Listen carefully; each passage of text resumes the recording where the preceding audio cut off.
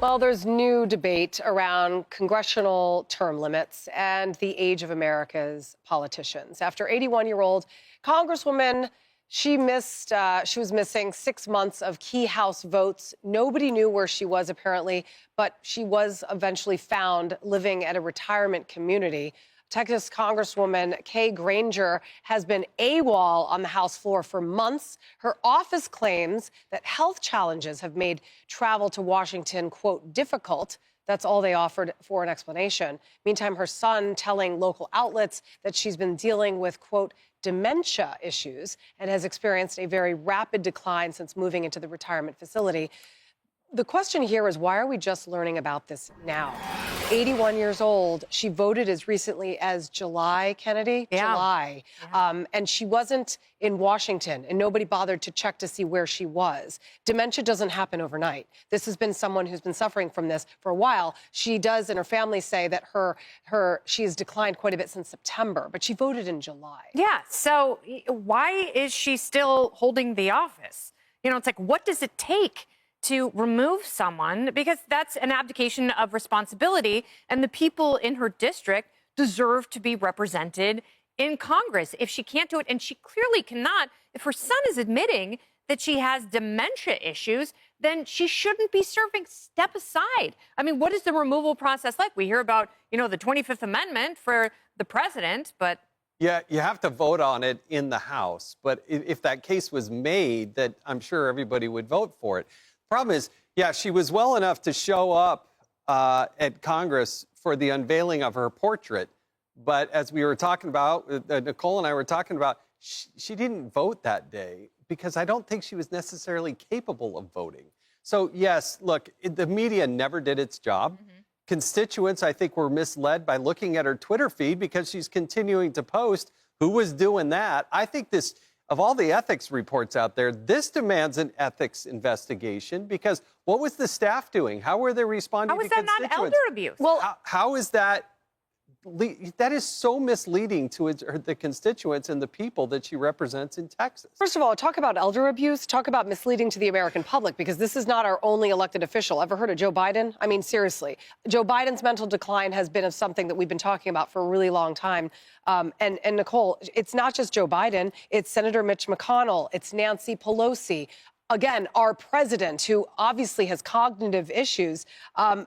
Where do you draw the line? Because it's really irresponsible for these elected officials, right? But their families are condoning it, just like Jill Biden did for years and covered it up. So it's obviously a very slippery slope what we're talking about here. Some people are saying call for term limits, which, that there's a valid argument for that in general, just to have normal turnover when it comes to our elected Congress.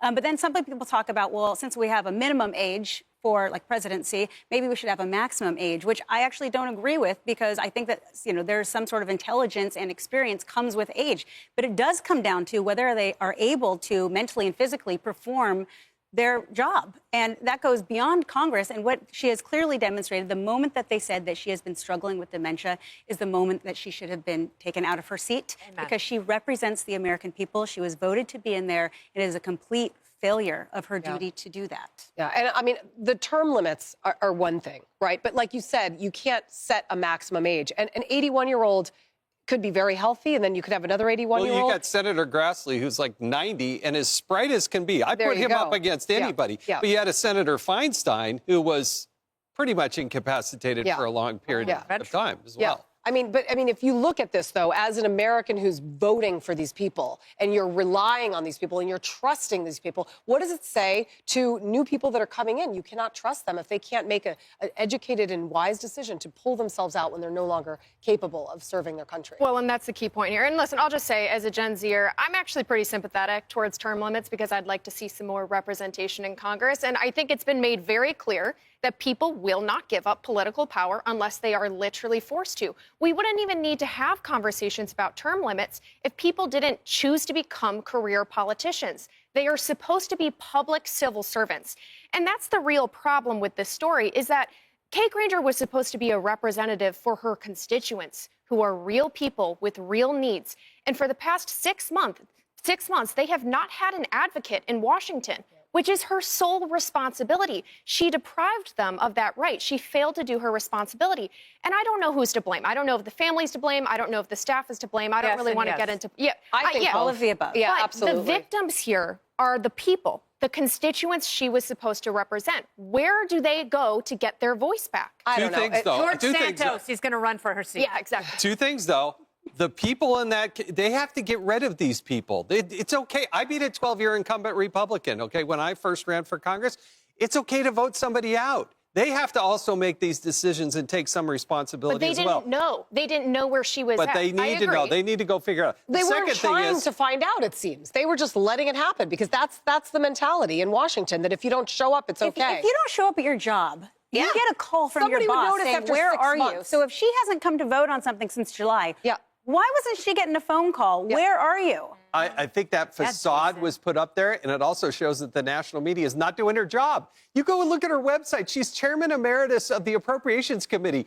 She is in charge of all discretionary spending in the House of Representatives. You wonder why we're in so much trouble? They have somebody who hasn't shown up at their job in the last 6 months. Elon wants to get them back to their desk. That person wasn't at their desk. The other thing is there needs to be term limits for the bureaucracy. Dr. Fauci should have never sat in that seat for 40-plus years. You get too comfortable. If you're going to do term limits, do them for the That's bureaucracy absolutely as true. well. They get way too comfortable. That's why she thought it was okay to not show up to work for 6 months. If any of us did that, we'd be fired. A Pew Research poll from earlier this year found that a staggering 87% of Americans were in favor of term limits for Congress.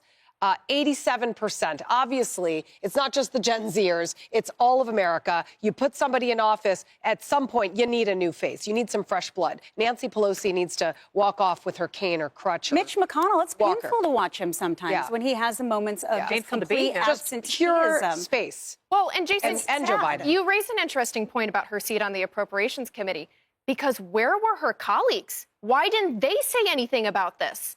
Why did the media have to report it? Why has everyone just been completely silent on her whereabouts? She's not the only one. I'm Yeah. sorry, but Congressman Scott is on the Democratic side of the aisle. He is not able to fully function. Yeah. That's my personal opinion. And maybe they actually did know, but because Republicans have such a slim majority, they didn't want to chance the fact that she might not have her seat. Like, there may be some deceit happening But here. again, People you very answer to close. the American Crazy. people. They know. They know. Yeah, and They know. this is the problem, though. All right. You answer to the American people. You do not answer to the GOP party apparatus. You do what's best for the constituents first and foremost, always. Well, that's not what the Biden administration, they knew for years of his cognitive decline, and they covered it up. And so that's the Washington we have been dealt.